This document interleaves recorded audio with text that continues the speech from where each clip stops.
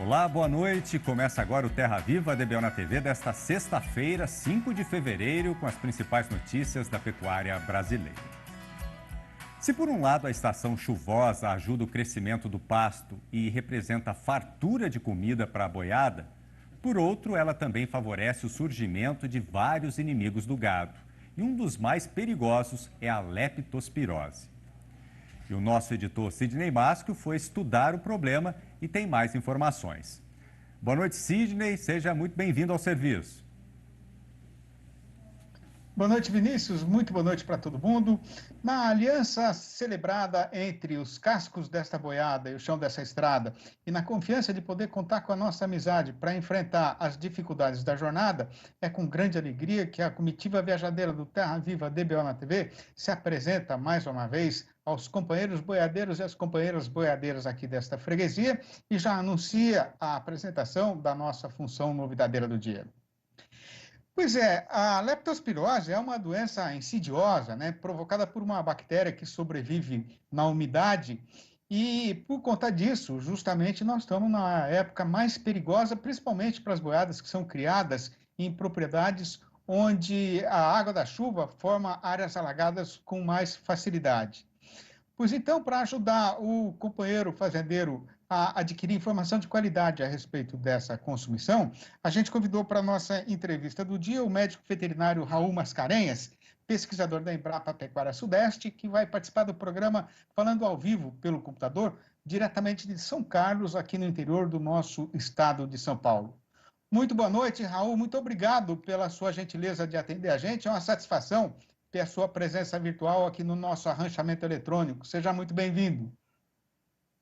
Boa noite, Sidney. Boa noite aí, telespectadores do Terra Viva. É sempre bom estar aqui de novo, podendo ajudar vocês aí. Ô, Raul, como é que é essa tal bactéria aí que provoca a leptospirose, hein? Chega na época da chuva, a gente já começa a pensar em leptospirose, né? A leptospira, ela é uma bactéria que ela é em formato de espiral, né? Que a gente chama de espiroqueta. E por ela apresentar esse formato de espiral, ela consegue se deslocar em um meio aquoso, né? Então, há uma necessidade da presença de água para que ela consiga fazer esse deslocamento e conseguir acessar um hospedeiro, que é uma das formas que ela tem de infectar um animal. Como é que ela pega o gado? Nesse contato direto? O gado entra na área alagada ou na área de umidade e aí pegou a doença? É, é, São duas formas, né? Uma é essa que a gente falou agora. Você tem animais, né, espalhando a leptospira em áreas mal drenadas. Aí você tem um outro animal com acesso. A leptospira ela consegue penetrar na pele dos animais, mesmo que não tenha lesão, né? Basta que o animal ele fique um pouquinho na água e os poros venham abrir, ela consegue penetrar. Mas também ela é transmitida para os animais a partir da forragem contaminada, né? Então você tem aquelas vacas que possuem leptospira, ela fica principalmente ali a nível de rins, né? Então ela sai em grandes quantidades na urina dos animais e vai contaminando a pastagem. Aí você tem outros animais que estão ali pastejando, ela entra pela mucosa da gengiva, né? Ganha corrente sanguínea, algumas horas de replicação, o que vai ocasionar até uma febre no animal, e depois ela se esconde no corpo em órgãos específicos, né, como rins, útero. Agora, o que que acontece com o animal que pegou a leptospirose, Raul? Um animal que se infecta, ele pode acontecer três coisas, né? Ele pode ser um animal assintomático, né? Então, aparentemente, clinicamente, né, ele não apresenta nada, né? Sintomas visíveis não apresenta nenhum. Ele pode ter também uma evolução aguda. Aí, no caso, quando a leptospira ela chega a ser, às vezes é um sorogrupo bem agressivo, né? Então ele causa lesão hepática, causa lesão renal. Nessas lesões renais, aí o próprio néfron, né, que é a unidade do rim ali, ele tende a morrer, né? E ele é uma unidade que não se regenera. Então o animal ele começa a sangrar para a bexiga ali, você vai ter uma urina bem escura, né? Cor de Coca-Cola que a gente fala.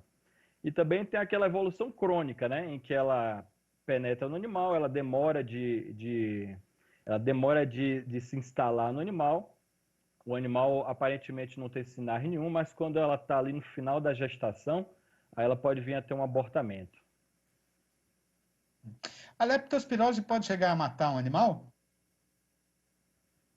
É, ela irá matar com o tempo, né? A diferença que tem entre as espécies é que algumas espécies elas são mais sensíveis que as outras, né? Exemplo, o ser humano é uma espécie muito sensível à leptospirose, que ele vem a óbito aí em questão de semanas, dias a semanas. Os ratos, né, os roedores em si, eles já são mais resistentes à leptospirose, então eles permanecem, né, com a leptospira por até anos, o que facilita até que ele transmita ali no ambiente, né? Já os bovinos, ele também consegue ficar ali anos com a leptospira, mas no final das contas vai vir a óbito por falência renal, né? Uhum. Agora, essa leptospirose que pega no gado é a mesma que pega em gente, Raul? É, a leptospira que a gente chama de leptospira patogênica, né, aquela que causa doença, ela é chamada de leptospira interrogans, né? E ela tem diversos sorogrupos. Alguns sorogrupos, eles são mais comuns em determinadas espécies, mas isso não é uma regra, né? As espécies elas podem se infectar com praticamente todos os sorogrupos, mas algumas espécies ela tem alguns sorogrupos particulares, né? Exemplo dos bovinos, o principal sorogrupo é o Wolff, né? E o rádio também, né? São dois principais. Os suínos é o Pomona, os roedores é o Sorova Icteria hemorragiae, os cachorros é o sorogrupo canícola, gripa tifosa e também o Icteria hemorragiae, né? Então é mais particular assim. Agora, uhum. Agora, tem remédio para tratar o gado que está com leptospirose? Tem, ainda bem que tem, né? O Ainda bem, né? antibiótico de eleição é a streptomicina. A streptomicina hoje ela tem um uso bem restrito apenas para tratamento de leptospirose, ou ela é associada a uma penicilina para potencializar uma penicilina em outro tratamento. Mas, basicamente, a gente usa streptomicina para tratamento de leptospirose. Ela, quando você aplica no animal ou no ser humano, né? Ela tem uma presença no sangue e nos rins muito grande. Então, mais de 95% dela é eliminado pela urina. Então, ela consegue realmente atingir ali o rim, né? Porque o rim é um órgão bem protegido, né? Não é à toa que a leptospira ela vai se esconder ali. Então, a streptomicina ela consegue alcançar bem o rim e praticamente limpar aquele rim ali, limpar as bactérias presentes ali. Não conseguem, né, desfazer as lesões, mas o agente infeccioso consegue eliminar sim. Agora, dependendo do tipo da bactéria que está atacando a boiada, o tratamento também pode variar ou é sempre o mesmo, Raul? O tratamento ele é o mesmo com a streptomicina, mas as medidas de prevenção elas são diferentes. Vamos dar um exemplo. Vamos fazer exames no. Nós estamos com vacas, né? Essas vacas elas apresentaram algum sintoma que nos chamou a atenção que pode ser leptospirose. Exemplo da urina escura ou o abortamento. Claro que a gente vai estar diferenciando aí de outras doenças que também causam a urina escura, como a tristeza parasitária, né? E algumas outras doenças que também causam abortamento, como IBR, neosporose, brucelose. Mas no momento que a gente a gente acha que pode haver leptospira, a gente pode fazer um exame de sangue. A gente pode fazer exame de sangue tanto num rebanho leiteiro todo, né? Porque os rebanhos leiteiros normalmente são menores, ou a gente pode pegar, tratando gado de corte, a gente pode pegar alguns animais e fazer exame de sangue. Normalmente esse exame de sangue a gente faz de forma pareada. A gente faz um exame num dia, depois de 21 dias a gente faz o exame de uma outra amostra. E aí a gente identifica quem é o sorogrupo que mais está presente ali naquela propriedade. Vamos supor que o sorogrupo que esteja presente naquela propriedade seja o Sorová Icteria hemorragiae, né? Então, o que é que vai acontecer? A gente vai dar uma maior atenção ao controle de roedor, né? Então, as medidas preventivas elas estão mais focadas ali no cuidado no acondicionamento da ração, né? Em armadilhas para roedores. Mas vamos supor que a gente encontrou ali no exame de sangue dos animais a presença de um sorovar mais comum dos bovinos, né, que é o rádio e o wolf. Então a gente foca mais ali em termos de cuidados nos bovinos. Aí nós teremos identificação dos animais positivos e tratamento, vacinações, né? Esse tipo de medidas preventivas. Aí vai diferenciar de acordo com o sorogrupo mesmo. Para arrematar a prosa, Raul, quando é que o pecuarista deve vacinar o seu gado contra a leptospirose? O pecuarista primeiro tem que ter ciência que a vacinação não impede o animal de se infectar. Então a vacinação ela reduz a sintomatologia no rebanho. E a principal sintomatologia que a gente vê no bovino adulto é o abortamento. Então o produtor ele vai vacinar o animal o seu rebanho, né, de acordo com a quantidade de abortamentos. Se eu tenho poucos abortamentos e eu sei que existe a presença da leptospirose ali, eu vou fazer vacinações a cada 6 meses. Se existe uma quantidade maior de abortamento, né, então nós podemos fazer vacinações de 4 em 4 meses ou até mesmo de 3 em 3 meses. Então seria por aí, 6 em 6, 4 em 4 e 3 em 3. Sendo que uma das vacinações ela tem que ser justamente num período que prepara o animal para chuvas, porque a leptospirose, como a gente falou no início, ela está associada às épocas chuvosas. Então, se aqui, exemplo, estamos em São Carlos, que chove aí no final de outubro, então, no mínimo, no nosso planejamento, uma das vacinações ela tem que estar no mês de setembro. Tá certo. Raul, queria agradecer demais a sua participação no programa. Muito obrigado pelas informações precisas e completas, né? Dar os parabéns pelo trabalho de vocês aí na Embrapa Pecuária Sudeste. Mandar um grande abraço para você e para toda a turma boa aí da unidade. E até uma próxima vez. Obrigado, viu, Raul? Eu que agradeço e pode contar comigo precisar aí. Muito obrigado, abraço. E a gente volta agora para os nossos estúdios no bairro do Morumbi, aqui na capital de São Paulo, com o companheiro Vinícius Marra. Muito obrigado, viu, Sidney? E daqui a pouco você volta com o fechamento do mercado do boi gordo. E vamos agora para o nosso primeiro intervalo. Na volta tem as informações do mercado de insumos com o pessoal da Scott Consultoria. Até já! E estamos de volta com o Terra Viva DBO na TV. Agora você confere a análise do pessoal da Scott Consultoria sobre o mercado de fertilizantes. Acompanhe.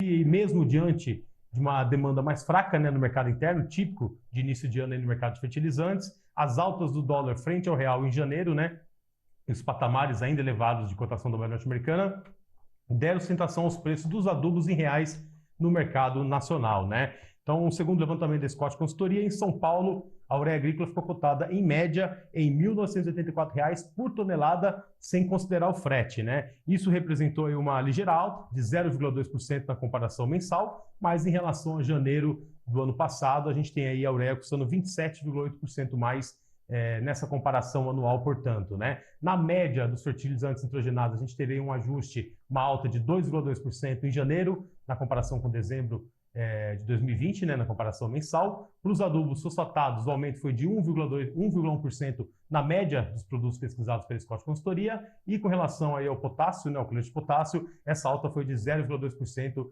nessa mesma base de comparação, portanto, janeiro em relação a dezembro, né? Com relação à relação de troca, né, o poder de compra do pecuarista frente à ureia agrícola, né, que a gente vai pegar aqui como exemplo, a gente tem que hoje em São Paulo são necessárias 6,7 arrobas de boi gordo para a compra de 1 tonelada de ureia agrícola no estado, né? O preço do boi gordo subiu mais do que foi aí a variação que a gente comentou aqui, né? Uma ligeira variação de 0,2% no caso da ureia agrícola em janeiro e em dezembro. Então o boi gordo subindo mais do que o preço do insumo, né, do que foi a valorização do preço da ureia, melhorou a relação de troca para o pecuarista em 11,7% em janeiro, na comparação com o fechamento de 2020. Né? E frente a janeiro do ano passado, o poder de compra do pecuarista está aí 15,8% maior. Né? Então, em curto prazo, a gente destaca que o cenário de expectativa ainda de uma baixa movimentação no mercado de adubos.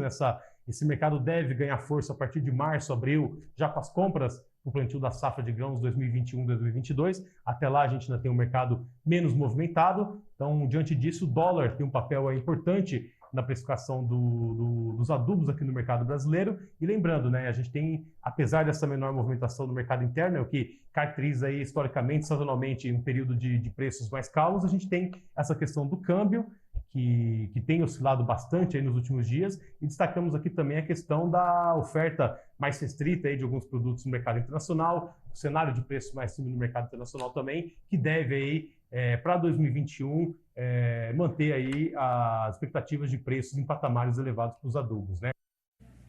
Na safra 2020-2021, a produção de etanol de milho no Brasil deve ter alta de 80%, segundo a Conab. E o aumento na produção ajuda a manter os preços no mercado interno em alta.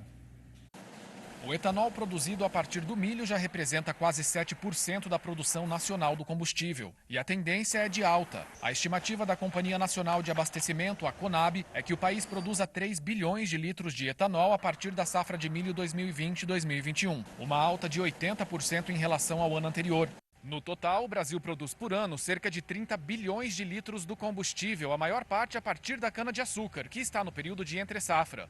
Além da produção de etanol, outros fatores impulsionam o preço do milho, que atingiu os maiores valores já registrados. No Paraná, a saca de 60 quilos é negociada a R$ 70, 80% mais que em fevereiro do ano passado. A alta do dólar e a cotação internacional também fizeram o preço do milho subir. Tem também a questão de demanda interna muito fortalecida, principalmente pelas cadeias de suinocultura e aves. Então, esses dois fatores são os principais aí que impactam diretamente, né, na elevação do preço, pois é uma commodity. E o preço do boi gordo superou a marca de R$ 300 por arroba. A informação é do indicador CPEA B3. O valor representa recorde na série histórica iniciada em 1994. A alta nos preços foi motivada pela baixa oferta de animais prontos para o abate e demanda externa aquecida. Enquanto frigoríficos comemoram a boa remuneração no mercado internacional com o câmbio favorável, no Brasil, o poder de compra da população diminuiu e as cotações da proteína preocupam, principalmente porque 70% da carne produzida é consumida no país e a alta nos preços lá fora pode desequilibrar o mercado interno. E vamos para mais um intervalo? Na volta tem as informações do mercado do boi gordo, as cotações do dia e também o versinho caipira do nosso editor Sidney Maschio. A gente volta já já. E estamos de volta com Terra Viva DBO na TV. E voltamos a conversar com o companheiro Sidney Maschio, que traz agora os detalhes do comportamento do mercado do boi gordo nesta sexta-feira em todo o país. Sidney, é com você. Obrigado, Vinícius. E nessa jornada fechadeira da primeira semana do mês de fevereiro, a nossa Praça Boiadeira continua embicada no rumo de subida da ribanceira. Mas outra vez ela pegou a andar numa toada bem mais compassada do que aquela a qual o companheiro fazendeiro já tinha até ficado bem acostumado, né? Uma parte da explicação para esse esmorecimento é que, falando assim no geral, a sexta-feira é mesmo um dia bem mais parado do que os outros, de modo então que esse comportamento do mercado não chega a ser assim uma coisa tão fora do normal, né?